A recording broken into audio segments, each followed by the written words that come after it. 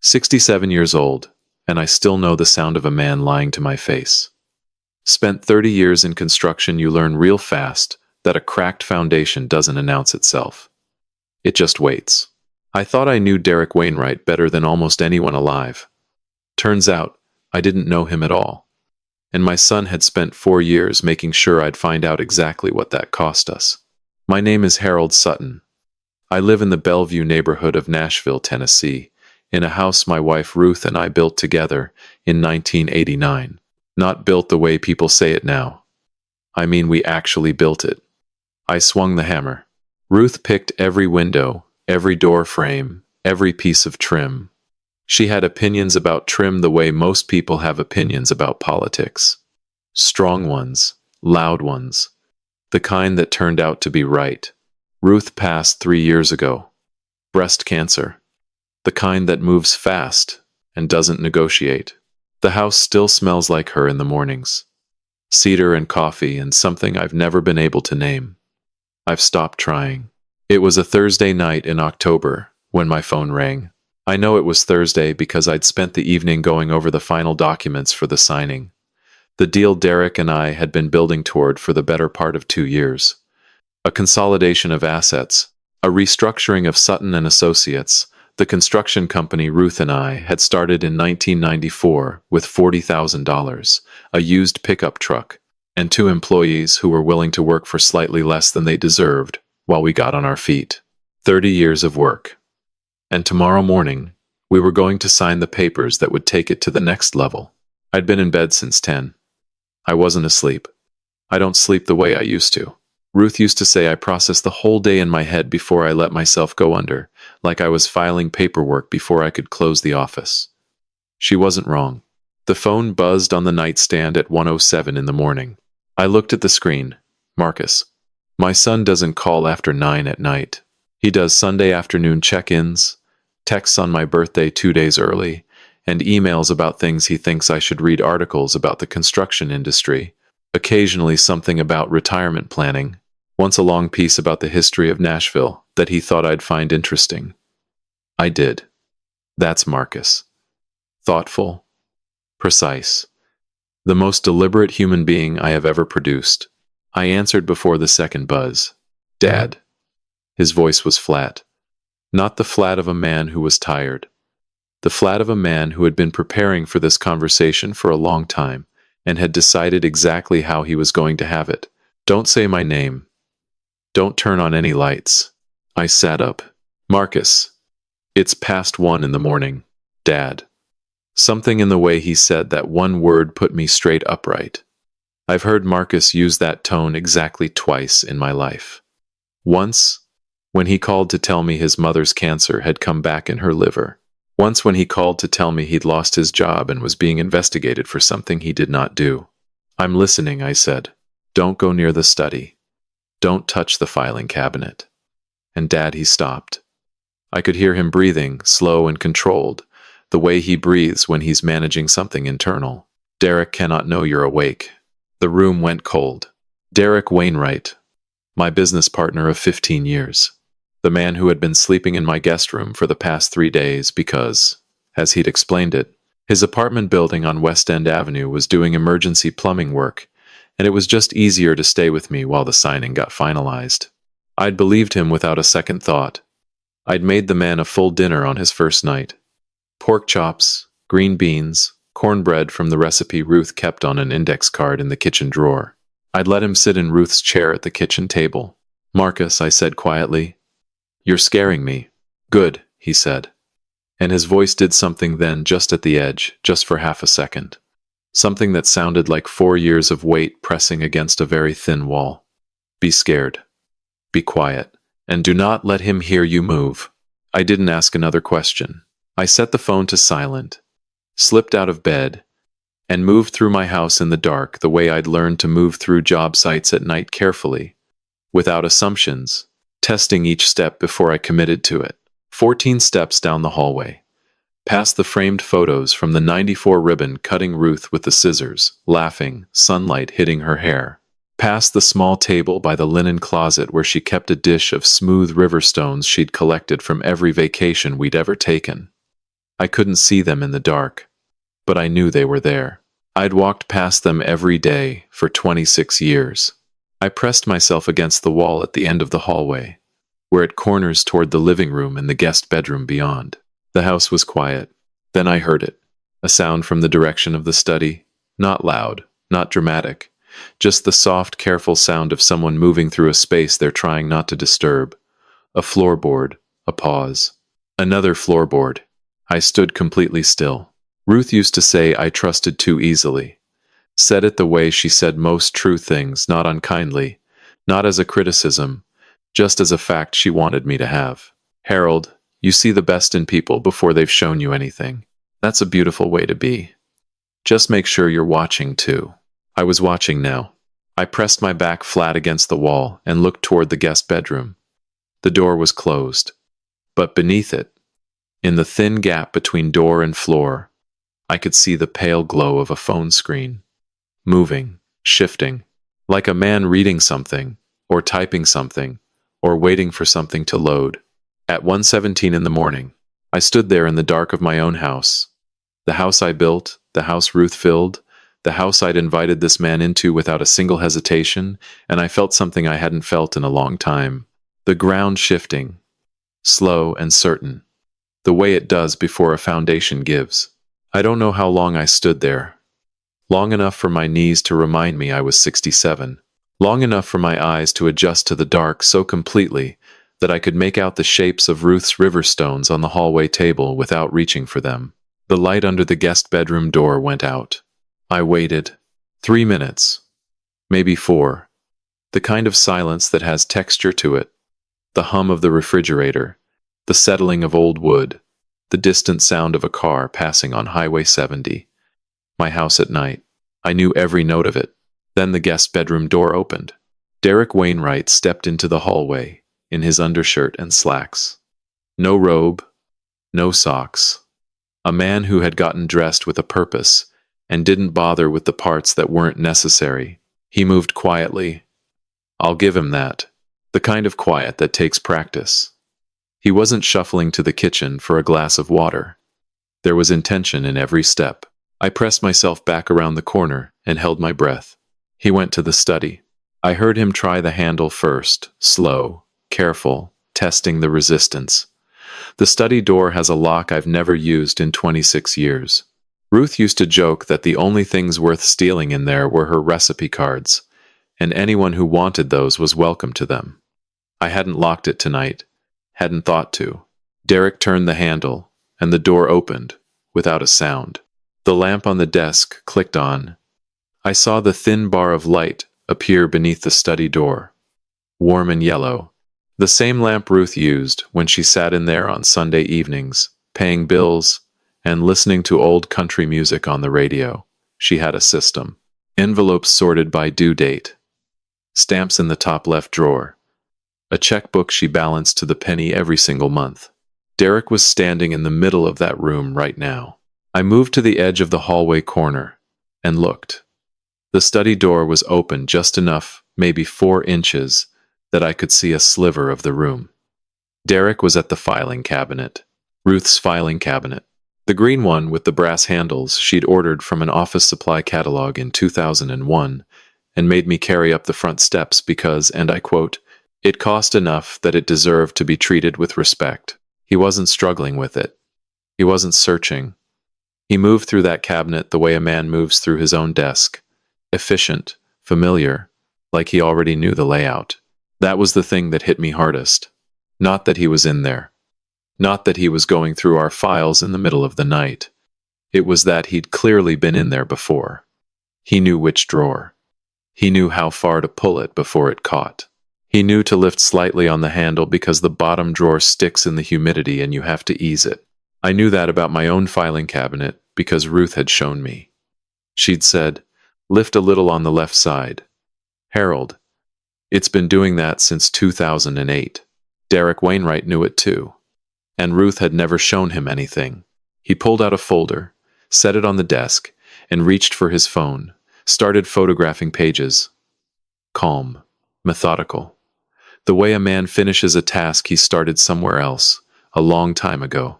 My phone buzzed in my hand. Silent, but I felt it. I looked down at the screen. A text from Marcus. He's done this before, Dad. Last Easter. We have it on record. I read that twice. Last Easter. Derek had been here for Easter Sunday. I'd made a ham. We'd sat on the back porch until the sun went down, and Derek had talked about a fishing trip he was planning in Montana, and I had sat there in the April warmth, thinking there was nothing quite like having good people around you. I had believed that completely. Derek replaced the folder, closed the drawer with the same careful lift on the left side, clicked off the lamp, and was back in the hallway in under 4 minutes. I did not move, did not breathe. He walked back to the guest bedroom, closed the door softly, and the light under the door came back on phone screen again, briefly, and then went out for good. I stood in the dark for a long time after that. Then I walked to the kitchen, sat down at Ruth's table, her table, the one she picked out from the furniture store on Charlotte Pike in 2003, and I put my phone down and looked at the backyard through the kitchen window. The October dark was just beginning to soften at the edges, 5 in the morning. The oak tree in the yard was a silhouette against a sky that hadn't decided yet what color it wanted to be. I thought about 30 years. I thought about a green filing cabinet and a brass handle and a man who knew to lift on the left side. I typed back to Marcus. Side door. When you're ready. 3 dots. Then 2 minutes. I put on my shoes at the kitchen door, the old ones. I keep on the mat, the ones Ruth always said I should throw away, and I never did, and I slipped out into the October cold, without turning on a single light. Marcus's car was a dark gray Chevrolet Tahoe that looked like every other government vehicle in the federal fleet. It was parked 2 houses down on Pembroke Drive, with the engine off and the windows slightly fogged from the inside. I crossed the yard in my old shoes and got in the passenger side. My son looked like he hadn't slept in 3 days, which I would later learn was almost accurate. He was 36 years old, and he looked older, and he looked more like his mother than he ever had. Same jaw, same eyes, that didn't spend time on anything that didn't matter. He was in dark civilian clothes. No badge. No bureau jacket. Just Marcus. Just my boy sitting in the cold Nashville dark with a file folder on his lap thick enough to use as a doorstop. I looked at him for a long moment. I made that man a pork chop dinner, I said. Something moved across Marcus's face. Not quite a smile. The outline of one. I know, Dad. He sat in Ruth's chair. Marcus looked out the windshield. I know that too. I turned to face him fully. Talk, I said. He talked. He talked for 38 minutes. I know because I watched the clock on the dashboard the whole time, not because I was impatient, but because some part of my brain needed something fixed and countable to hold on to, while the rest of it tried to absorb what my son was telling me. I did not interrupt him once. If you know me, you understand what that means. It started the way Marcus said all the worst things start quietly, and from a direction you weren't watching. Derek Wainwright had come into Sutton and Associates 11 years ago as a financial consultant. My idea. Ruth had wanted to bring in outside expertise as we scaled up, and Derek had come recommended by 2 people I trusted. Good reputation. Clean record. The kind of handshake that felt solid. I'd liked him immediately, which Ruth had noted without comment, which was her way of noting something with quite a lot of comment. For the first 4 years, everything was fine. Better than fine. Derek was sharp, organized, and he understood construction finance in a way that freed me up to focus on what I actually knew. The work itself, the crews, the builds. Ruth managed the books directly back then. She had a system. She always had a system. Then Ruth got sick the first time. 2017. She stepped back from the day-to-day, and Derek stepped in to help manage the financial side more directly. Marcus paused there. Let that land. I felt it land, he continued. Starting in 2018, Derek began moving money. Not dramatically, not in ways that would trip an audit immediately. Small transfers, consistently, to a shell company registered in Delaware under a name that sounded like a legitimate subcontracting firm. Over 3 years, The total came to just over $900,000. I looked at the fogged windshield and said nothing. Marcus had been working as a senior financial analyst at a private firm in Charlotte at the time. He'd noticed something in the quarterly reports. Sutton and Associates filed a pattern in the subcontracting payments that didn't match any of the actual billed records he could cross-reference. He'd called Derek directly, asked about it, professional and measured, the way Marcus handles everything. Derek had been calm, explained it away. Marcus had let it sit for 2 weeks, then dug deeper. That was when things moved fast. Within a month, Marcus's firm received an anonymous tip, accompanied by documentation suggesting Marcus had been manipulating client investment accounts for personal gain. The documentation was detailed, dated. It had Marcus's digital signatures on transaction records he had never seen in his life. He was suspended within the week, terminated within the month. The case moved to federal investigators in 6 weeks, faster than Marcus had ever seen anything move, which told him immediately that someone with connections had pushed it. He spent 18 months under investigation, hired his own attorney, fought every piece of evidence individually, lost his apartment in Charlotte, lost his marriage 3 years in. His wife looked at the situation and decided she hadn't signed up for federal investigations and indefinite uncertainty, and Marcus had told her he understood, because Marcus doesn't ask people to carry what he's carrying. He never has. He was eventually cleared. Every charge dropped. But cleared doesn't give you back 18 months. Cleared doesn't give you back a marriage. Cleared doesn't call your mother and tell her son was innocent all along. Because by the time Marcus was cleared, Ruth was in her last 6 months, and we were all focused on something else entirely. I sat with that for a moment. Derek did this, I said. It wasn't a question. Marcus nodded. We have the shell company records. We have the wire transfers. We have communication between Derek and the person he paid to construct the false documentation, a forensic accountant in Atlanta, who's been cooperating with us for 7 months. When did you join the FBI? I asked. I knew the answer, technically. I'd been at the badge ceremony. I'd taken a photograph. I'd told everyone at church the following Sunday. 2021, Marcus said. 8 months after I was cleared. I looked at my son. You joined the Bureau because of Derek. He held my gaze. I joined the Bureau so I'd have the authority and the resources to finish what he started, Dad. He chose to make this federal when he filed that tip with the SEC. I just decided to meet him there. 36 years old, and he'd rebuilt his entire life around a destination he'd chosen with the same quiet deliberateness he applied to everything else. I thought about Ruth. I thought about how she would have looked at him in this moment, that particular expression she had for Marcus, the one that mixed pride with something close to awe and something close to worry, all three at once. She knew something was wrong, didn't she? I said. Your mother? Marcus was quiet for a moment. She called me, he said carefully, a few weeks before her last hospitalization. She said the subcontracting numbers in the annual report didn't feel right. She wasn't sure. She said she might be misreading things because of the medication, but she wanted me to know. I pressed my fingers against my eyes. Ruth. Still balancing the books from a hospital bed, still watching, still trusting her system more than she trusted her own exhaustion. She asked me not to worry you, Marcus said. She said you had enough on your plate. Of course she did.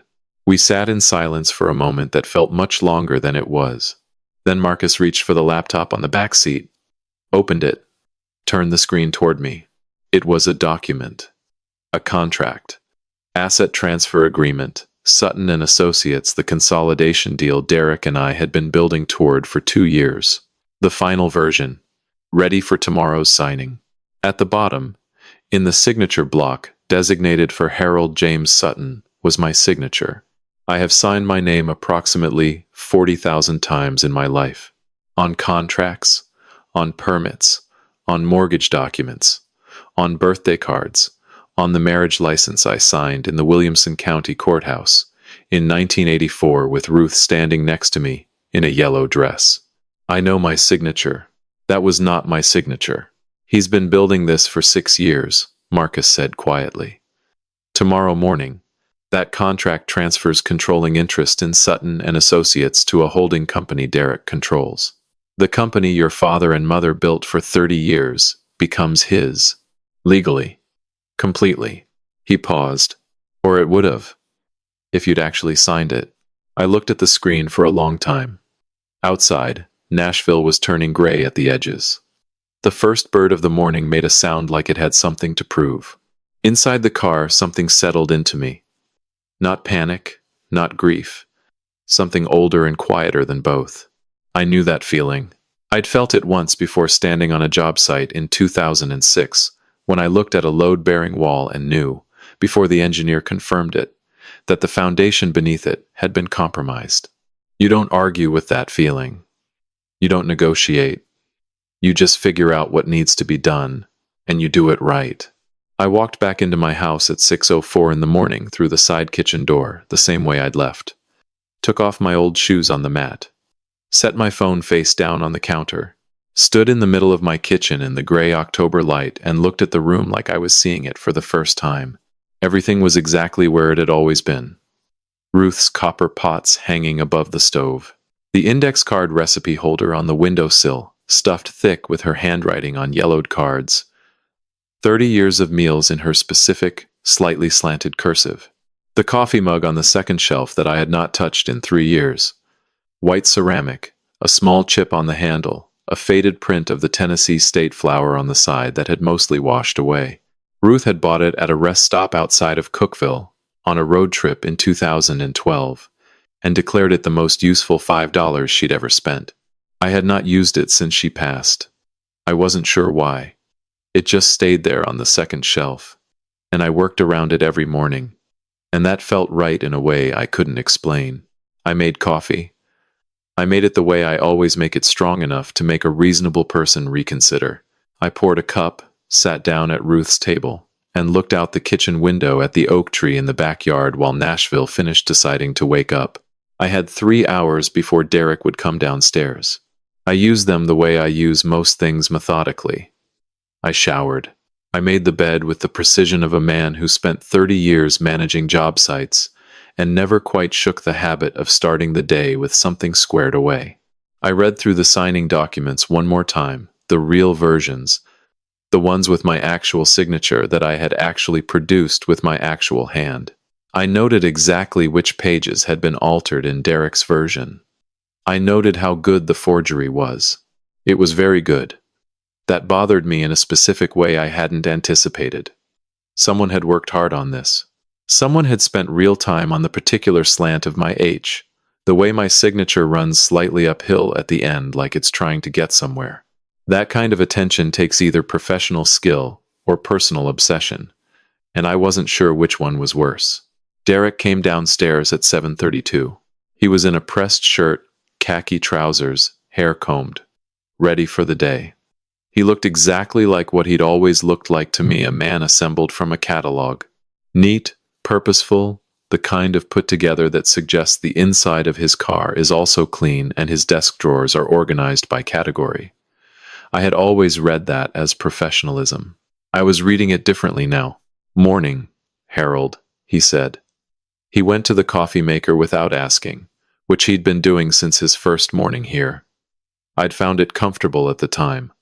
Familiar, the ease of a man who felt at home. I was reading that differently now, too. "Morning," I said. I turned from the counter and smiled at him. "Sleep well?" He poured his coffee, turned around, leaned against the counter the way he always does, casual, unhurried. Like a man with no weight on him at all. Like a man who had gone back to sleep at 1:30 in the morning and slept straight through to 7, without a single troubled dream. Like a man who believed he had already won. "Slept great," he said. "You?" "Out like a light," I said. He nodded, sipped his coffee. "Big day." "Sure is," I said. I turned back to the stove, cracked 3 eggs into the pan. 30 years is a long time to be building towards something. He made a sound of agreement. Comfortable. Easy. The sound of a man who has been having a version of this conversation in his head for 6 years and finds the real thing satisfying. I made eggs. I made toast. I set a plate in front of him at Ruth's table and sat across from him, and we had breakfast together. The way we'd had breakfast together 100 times. He talked about the signing, about the attorneys, about a restaurant he wanted to try for dinner afterward, a new place on Broadway that a colleague had recommended. He talked about the Montana fishing trip again. He'd been talking about that fishing trip for 2 years without ever booking it, which I had always taken as the sign of a man who enjoyed the idea of rest more than the reality of it. I listened. I nodded. I said the right things at the right times. Ruth had always been better at this than me. She could hold a conversation with one part of her mind, while the other part was somewhere else entirely, processing, cataloging, filing. I used to watch her do it at dinner parties and marvel at it like a man watching someone juggle. I wasn't built that way. I'm a one-thing-at-a-time person, but I managed. At 8:45, Derek pushed back from the table, picked up his plate, rinsed it at the sink he always rinsed his own plate, which I had always thought was considerate, and said he had a few calls to make before they headed downtown. He'd meet me at Meridian and Cross at 10. Sounds good, I said. He clapped a hand on my shoulder as he passed. That hand. The same hand that had been in my filing cabinet at 1:30 in the morning. The same hand that had photographed pages out of Ruth's folders under the light of her desk lamp. I looked at that hand on my shoulder, and I felt nothing except cold. Great things ahead, Harold, he said. I looked up at him and smiled the smile of a man who agreed completely. He went upstairs. I listened to his footsteps cross the ceiling above me, heard the guest bedroom door close. I sat at Ruth's table in the October morning light and allowed myself exactly 30 seconds to feel everything I was feeling. The anger, the grief underneath the anger, the particular humiliation of a man who had cooked dinner for his enemy and not known it. Who had let that man sit in his wife's chair? Who had, on Derek's first night here, actually apologized for not having anything fancier in the refrigerator? 30 seconds. Then I picked up my phone. There was a text from a number I didn't recognize. Received at 6:47 that morning while I'd been in the shower. Mr. Sutton. My name is Janet Reeves. I was the accountant Derek hired to prepare the altered transfer documents. I need to speak with you before the signing tomorrow. I have the originals. I read it once. I read it again. I set the phone down on Ruth's table, next to the index card recipe holder, next to 30 years of her handwriting, and I looked out the window at the oak tree in the backyard. Then I picked the phone back up and read it a third time, and a fourth. Some cracks announce themselves. Most don't. They just wait until the weight above them becomes too much, and then everything that was standing on top of a lie comes down all at once. Derek Wainwright had been standing on a lie for 6 years, and Janet Reeves had just handed me the engineering report. I texted her back from the driveway, sitting in my truck with the engine off and Derek's rental car parked 6 feet away like it owned the place. I can meet this morning, I wrote. You name where. Her reply came in under a minute. Charlotte Avenue. Bongo Java. 11 o'clock. I'll be in the back corner. Gray jacket. I knew Bongo Java. Ruth and I had been going there since it opened. She liked the scones. I liked that they kept the coffee hot and didn't play the music too loud. We'd had 100 Sunday mornings in that place. Ruth with the newspaper crossword, me with whatever I was reading, neither of us needing to fill the silence because we'd long since gotten past the part of a marriage where you feel obligated to. It felt like the wrong place and the only right place all at once. I told Derek I had errands before the signing tomorrow. He nodded without looking up from his laptop. Of course. A man on the last mile of a 6-year plan has details to attend to. Janet Reeves was already there when I arrived. Gray jacket, as promised. She was somewhere around 52, the kind of woman who'd had a long career that showed in her posture. Slightly forward, slightly braced. The posture of someone who'd spent decades bearing weight that wasn't always visible. Her coffee sat untouched. Her hands were folded on the table, with the careful stillness of someone managing a tremor she didn't want noticed. I sat down across from her and didn't say anything right away. Let her set the pace. Mr. Sutton, she said. Thank you for coming. You said you have the originals, I said. She nodded, reached into the bag beside her and placed a manila envelope on the table between us. Didn't push it toward me yet. I need you to understand something first, she said. I'm not going to sit here and tell you I didn't know what I was doing. I knew. Derek paid me $40,000 to prepare 3 sets of altered transfer documents, and I did it anyway. She held my gaze when she said it. I respected that. It would have been easy to dress it up. She didn't. Why are you here now? I asked. Because I didn't know about your son, she said. When I found out what Derek had done to Marcus the investigation, how he'd constructed that case, I stopped being able to sleep. She paused. I have a son. 29 years old. I kept thinking about what it would mean if someone dismantled his life on purpose, as a strategic move. She shook her head. I kept the copies because some part of me always knew this day would come. She pushed the envelope across the table. Inside was a USB drive and 3 pages of original documentation, unaltered transfer agreements, with Derek's handwriting in the margin notes, his initials on the revision instructions, timestamps that directly contradicted the version he'd been preparing for tomorrow morning. I held the pages the way you hold something with weight beyond its physical dimensions. Does Marcus know you contacted me? I asked. He knows I exist, she said. He doesn't know I have these. I wanted to give them to you directly. I thought you deserved to hold them yourself. I put the pages back in the envelope, folded it once, and placed it in the inside pocket of my jacket. Thank you, I said. It was all there was to say. She nodded, picked up her coffee for the first time. Her hands had steadied. I drove home, gave Derek no reason to look twice at me, and watched him leave for dinner with colleagues at 6:15 with the ease of a man without a single concern in the world. Then I waited until his taillights disappeared off the street, picked up my phone, and called Marcus. 9 o'clock, he said. Meridian and Cross parking garage. Level 2. The garage was mostly empty at 9 on a weeknight. Marcus's Tahoe was backed into a corner spot, facing out clear sight lines in every direction. The habit of a man who'd spent years in rooms where exits mattered. I pulled in beside him and got in the passenger side. He had a colleague with him. Sarah Chen, he said. She's been on this with me for 14 months. Sarah was around 30, with the focused quiet of someone who listened more than they spoke and forgot nothing. She nodded at me from the back seat without saying anything extra. I appreciated that.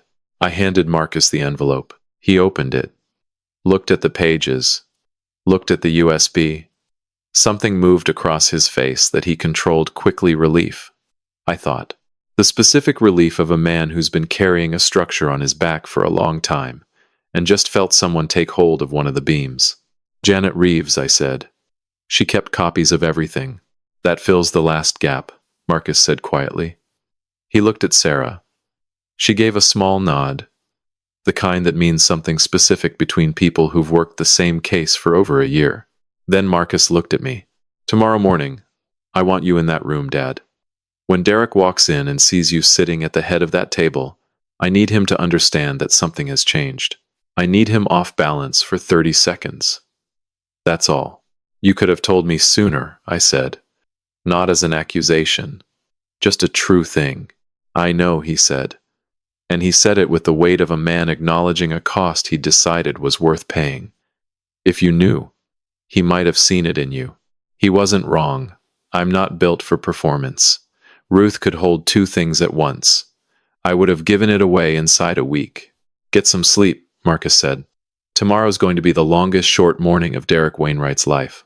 I got out of the car, stood in the parking garage and looked up at the building above me, 12 floors of dark glass and steel, one of which was going to be the end of something tomorrow morning. I thought about Ruth, about a green filing cabinet, and a man who knew to lift on the left side of the drawer. Then I drove home, walked past her river stones in the dark hallway, and went to bed. I didn't sleep much, but what I got was enough. Ruth bought me the suit in the spring of 2019.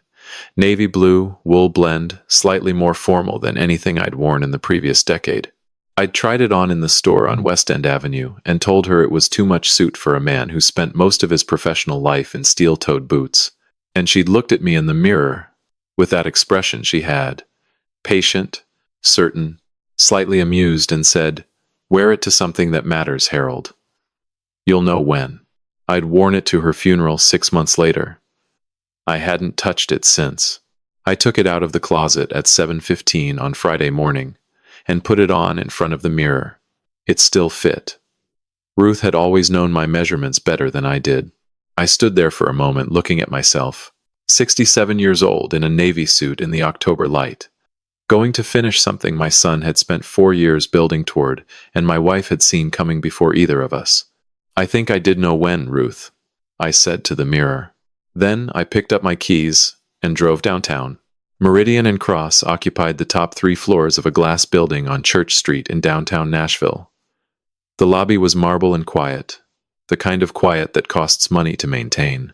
I took the elevator to the 12th floor at 9:43, 17 minutes before the signing was scheduled to begin. The conference room was at the end of a long hallway with floor-to-ceiling windows overlooking the Cumberland River. A long table, 8 chairs, water glasses already filled, a leather portfolio at each seat.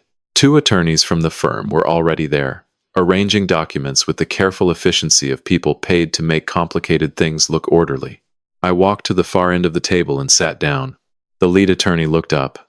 "Mr. Sutton, you're early." "I am," I said. I straightened the portfolio in front of me and looked out the window at the river. "I found it pays to be in position before things start moving." He nodded uncertainly and went back to his documents. The other attorneys arrived at 9:55. Derek's legal team, 2 men in matching gray suits who sat up on the opposite side of the table with the organized confidence of people who believed this morning was a formality. Which, from where they were sitting, it was. The deal was done. The documents were prepared. All that remained was signatures. Derek arrived at 9:58. He came through the conference room door, already talking a story about traffic on I-40. Something about a coffee order that had gone wrong. The easy social patter of a man who fills rooms without effort. He was in his best suit. Dark charcoal. French cuffs. He looked like a man arriving at his own coronation. Then he saw me sitting at the head of the table. He stopped talking mid-sentence. It was brief, half a second, maybe less. A ripple across still water. Then the smile came back, assembled and polished, and he crossed the room and extended his hand. "Harold, didn't expect you at this end of the table." I shook his hand. Felt the same thing I'd felt yesterday morning, when he'd clapped me on the shoulder.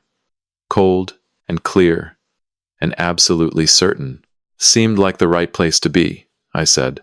He held my gaze for just a beat longer than natural. Then he turned to his attorneys, and the morning began to move.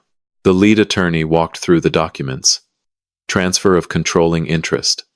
Asset restructuring. The new holding company structure. Pages turned. Initials were applied. The attorneys murmured to each other in the low, precise language of people finalizing something large. Derek was at ease. Leaning back slightly in his chair, pen in hand, the posture of a man in full control of his environment. He signed where indicated, initialed where required.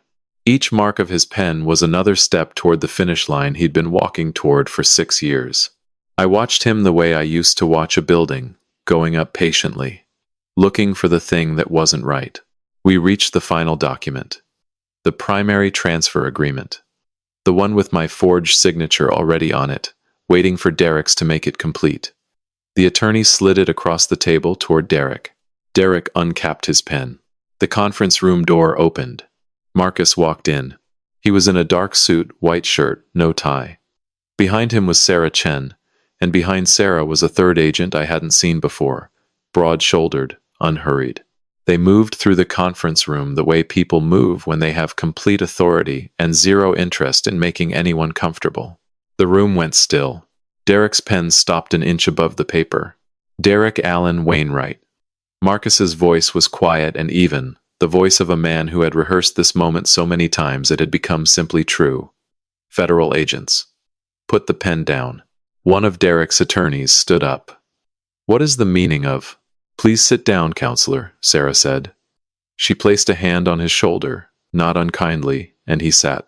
Derek had not moved. Had not looked away from Marcus. Something was happening behind his eyes. I could see it from where I sat, the rapid, invisible calculation of a man running through options and finding each one closed. How much do they have? Is there a play? Is there still a move? He turned and looked at me. I looked back at him, and I did not smile, and I did not speak. I just held his gaze the way I'd held a level on 1,000 job sites, steady, patient, reading exactly what was there. You sat at my table, I thought. You ate my food. You went through my wife's filing cabinet in the middle of the night like it was yours. You sent my son to a federal investigation and took 18 months of his life, and you sat across from me at Ruth's kitchen table and looked me in the eye every single time, like I was the one who didn't understand what was dressed happening in the room. I understood now. I had always been slow to see it, but I had never, not once in 30 years of building things, been wrong about what I saw once I was looking. Marcus placed the folder on the table, thick, documented, 4 years of work compressed into something that could be carried in 2 hands. Then he nodded at the third agent. The handcuffs clicked into place. Derek Wainwright stood up from that conference table, from the deal he had spent 6 years engineering, from the documents with my forged name on them, from the finish line he had been walking toward since before he ever shook my hand in my own office, and he stood up straight, and he did not make a sound. Even at the end, the composure didn't fully leave him. I noticed that. The performance ran deep. But underneath it, in the half-second before he looked away, I saw something that had nothing to do with composure. He knew. He had known, the moment he walked in and saw me sitting at the head of that table, that the morning had already been decided. He just hadn't known how to stop walking toward it. The room emptied the way rooms do, after something large has happened quickly, and with the slightly dazed quality of people who walked in, expecting one thing, and are walking out, carrying something else entirely.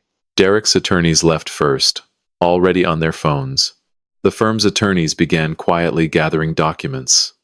Sarah Chen and the third agent had gone with Derek. The building was already doing what buildings do, absorbing the event, returning to its ordinary functions, indifferent to what had just occurred inside it. I stayed in my chair. Marcus stayed too. He sat down in the seat to my left, not Derek's seat, I noticed. He chose the one beside me instead. We didn't say anything for a while. Outside the floor-to-ceiling windows, the Cumberland River moved the way it always moves, slow and gray-green and completely unbothered by the affairs of the people living alongside it. Nashville in October. The trees on the far bank were turning, red and amber, and the particular yellow that only lasts about a week before it's gone. Ruth loved that week. She used to drive us out to Percy Warner Park specifically to catch it. Said it was the only time of year the city remembered it was beautiful. You should have seen her face when she was right about something, Marcus said quietly. I looked at him. He was looking at the river. That expression she had. Like she was trying not to enjoy it too much and failing completely. I know the one, I said. He was quiet again for a moment. She called me Dad. He said it carefully. The way he says things he's been deciding how to say for a long time. 2 weeks before her last hospitalization. She'd been going through the annual reports, you know how she was. She couldn't stop working, even when she was supposed to be resting. She found something in the subcontracting figures that didn't line up with the build records, she remembered. She wasn't certain. She said the medication made it hard to trust her own math. But she wanted me to know. I looked at the river. She asked me not to tell you, Marcus continued. She said you had enough on your plate. She said, and this is almost exactly what she said, Marcus. I think something is wrong with Derek Wainwright. I don't have proof, but I've been balancing books for 30 years, and I know when a number doesn't want to be looked at. I pressed the back of my hand against my mouth for a moment. That was Ruth. Still at her kitchen table in her head, even when she was nowhere near it. Still running the numbers. Still watching. Still trusting her system more than she trusted her own exhaustion, her own medication, her own body telling her to rest. She asked me to watch out for you, Marcus said. That was the last thing she said before she hung up. Watch your father for me. I didn't say anything for a long time. Outside, a barge moved slowly up the Cumberland, loaded with something I couldn't identify from this distance. I watched it until it cleared the window frame. She knew, I said finally. Not as a question. She suspected, Marcus said. She didn't have enough to be certain, but she knew something was off, and she trusted that feeling, and she made sure I knew about it before she ran out of time to tell me. I thought about Ruth in that hospital room in her last weeks. Still sharp, still watching, still doing the work of taking care of her family even when she could barely sit up. I thought about the green filing cabinet and the index card recipes and the river stones on the hallway table and all the 10,000 ways she had organized and maintained and protected the life we'd built together, right up until the moment she couldn't anymore. She would have liked today, I said. Marcus almost smiled. She would have been insufferable about it. She would have wanted credit for the whole thing. She'd have deserved it, I said. He didn't disagree. We sat there a few minutes longer. Then Marcus had calls to make, reports to file, the long procedural work that follows an arrest. He squeezed my shoulder once before he left the same way he had when he was 12 years old. And Ruth and I had told him something hard, and he hadn't known what to say, and that had been his answer. Some things don't change. The good ones, anyway. I drove home alone. 3 weeks later, on a Tuesday morning in November, I came downstairs and made coffee, and stood at the kitchen window looking at the oak tree in the backyard. The October color had finished. The branches were bare now, clean lines against a gray sky. The kind of bare that looks like the tree has finally stopped pretending and just decided to be what it is. On the counter beside the coffee maker was a manila folder. Sutton and Associates restored documentation. Court certified. Filed correctly. The real version, with the actual numbers Ruth had actually intended. The version where nothing had been moved or altered or quietly redirected, while she was too sick to defend it. I put my hand flat on the folder. Got him, Ruth, I said to the kitchen, to the copper pots above the stove, to the index card recipes in her slightly slanted handwriting, to the chip on the handle of the white ceramic mug that I had, that morning, taken down from the second shelf for the first time in 3 years. Took us longer than it should have, but we got him. I poured my coffee into her mug, stood at the window. The first bird of the morning was making noise in the oak tree, the way they do like it had something to prove, like the day required an announcement. Maybe it did. Some men spend their whole lives waiting for justice and run out of time before it arrives. I had been afraid for a while that I was going to be one of those men. I was not. My son made sure of that. My wife, in her way, had made sure of it too right up until the last phone call she had the strength to make. The coffee was strong. Ruth would have said it was too strong. She would have made a face and drunk it anyway, because she never wasted a full cup. And then she would have told me to use less next time. And I would have said I would. And I wouldn't have. And she would have known I wouldn't. I drank it standing at the window in the November morning, looking at the bare oak tree in the yard, in the house we built together in 1989, and for the first time in longer than I could measure, it tasted exactly like it was supposed to. If this story sat with you, if it reminded you of someone, or something you've been carrying, or something you're still waiting to see made right, I hope you'll leave a comment below. This community is built on stories like this one. People who believe that patience matters, that family is worth fighting for, and that the truth has a way of finding its level no matter how long it takes. Hit that like button if you're with us. Subscribe if you want to be here when the next one comes. And thank you. For real.